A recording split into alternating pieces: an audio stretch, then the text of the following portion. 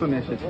এই পরিবর্তনটা আপনারা কিভাবে দেখছেন, আর এই পরিবর্তনটা আসলে আসলে রাজনৈতিক ধরনটা এখন কি হওয়া উচিত? নতুন ভোরের পাতা, আপনাকে অনেক অনেক ধন্যবাদ। এমন একটি স্থানে আমরা ভোরের পাতার সাথে কথা বলার সৌভাগ্য হয়েছে, যেখানে শুয়ে আছে শহীদ প্রেসিডেন্ট জিয়াউর রহমান। 1971 সালে যদি তার কণ্ঠে স্বাধীনতার ঘোষণা না হতো, বাংলাদেশের সেই স্বাধীনতা আন্দোলন কোন পথে ধাবিত হতো বলা মুশকিল।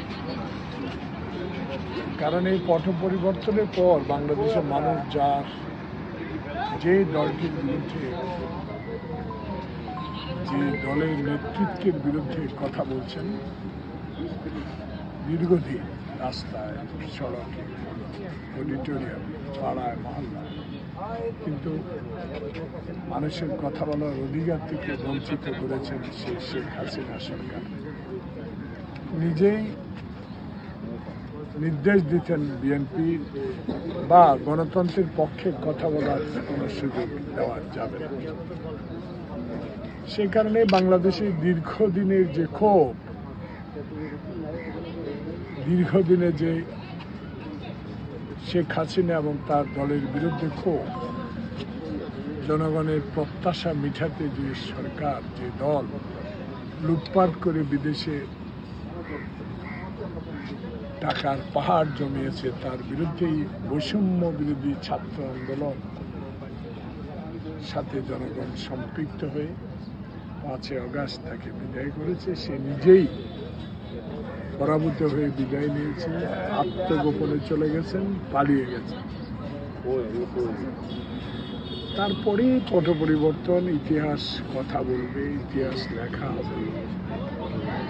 সে কারণে মনে করিয়ে দিতে চাই, ছাত্র বৈষম্য, ছাত্র জনতার সে আন্দোলন কেউ ইতিহাস থেকে ফেলে দিতে পারবে। ইতিহাসে এটা সংরক্ষণ লেখা থাকে। যারা আত্মহত্যা দিয়েছে, যারা রক্তের বিনিময়ে অর্জিত হয়েছে, সে রক্তের প্রতিদান যদি আমরা না দিতে পারি, সরকার না দিতে পারে, তাহলে জনগণের মধ্যে ক্ষোভটা থেকে যাবে, আবার পূর্বের ন্যায়, অতীতের ন্যায়। তাই সকলে প্রত্যাশা এই সরকারের কাছে এমন একটি পরিবেশ, এমন একটি সমাজ, এমন একটি রাজনৈতিক পরিবেশ সৃষ্টি করা হোক, যার মধ্যে দিয়ে বাংলাদেশের মানুষ স্বইচ্ছায় নিজের ভোটাধিকার প্রয়োগ করতে পারে। সে ব্যবস্থা করার জন্যই ছাত্র জনতার এই আন্দোলন। সে আন্দোলনে আজকে আওয়ামী লীগ নাই, আছে দেশের স্বাধীনতাকামী মানুষ, গণতন্ত্র বিশ্বাসী মানুষ, গণতন্ত্র বিশ্বাসী দল। সে কারণে আমাদের প্রত্যাশা থাকবে অনতি বিলম্বে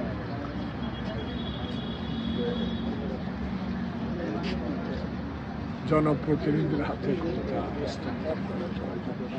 আসলে এই সরকারকে আসলে পর্যাপ্ত কতটুকু দিন সময় দেওয়া যেতে পারে? আর আসলে এত দ্রুত এই সরকার, সবাই গুরুত্ব দিচ্ছে সংস্কার, বা সবাই চাচ্ছে সংস্কার, আসলে এই সংস্কারের জন্য কতটুকু সময় প্রয়োজন বলে মনে করেন? আর এই সরকার কতদিনের মধ্যে নির্বাচন দিতে পারে? আরেকটা দেখা যাচ্ছে বিভিন্ন রাজনৈতিক দল এই যে আন্দোলনের যে বিষয় কৃতিত্বটা তারা টেনে ধরার চেষ্টা করছে।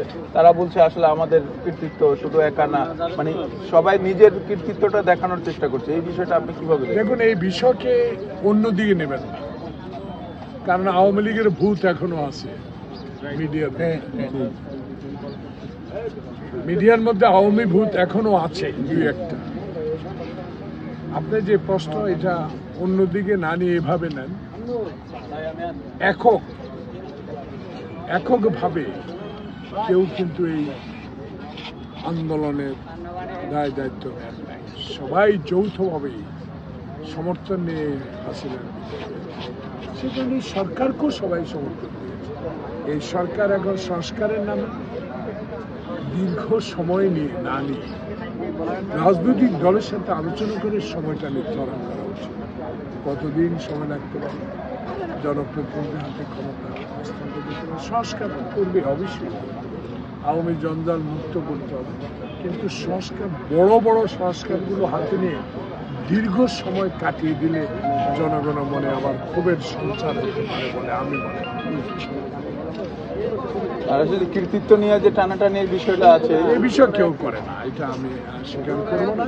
কারণ এই ছাত্র বৈষম্য জনতার আন্দোলনের যে সরকার, একভাবে কেউ কথা আমার কর্ণগোচর এখনো হয়নি। আমি কারোর উপরে দোষারোপ করতে চাই না। সবাই আমরা আপন, সবাই ডক্টর ইউনূসকে সমর্থন দিয়ে এই দেশকে একটি সুষ্ঠু নির্বাচন দিকে এগিয়ে নেওয়া দরকার বলে আমার। Thank you. আসলে যে রাজনৈতিক যে আইন শৃঙ্খলা পরিস্থিতি বিভিন্ন প্রেক্ষাপটে আসলে আইন শৃঙ্খলা এখনো ঘুরে দাঁড়াতে পারেনি, এক্ষেত্রে আসলে রাজনৈতিক দলের ভূমিকা কি হতে না পারে? না, আইন শৃঙ্খলা ঘুরে দাঁড়াতে পারে না সঠিক না। চেষ্টা করে যাচ্ছেন, কারণ আওয়ামী ভূত এখনো আছে, তাদেরকে সরাতে একটু সময় দিতে হবে। তবে আইন শৃঙ্খলা হাসিনার মতো অবনতি নেই, আইন শৃঙ্খলা কঠোরভাবে দমন হচ্ছে, হবে। Thank you.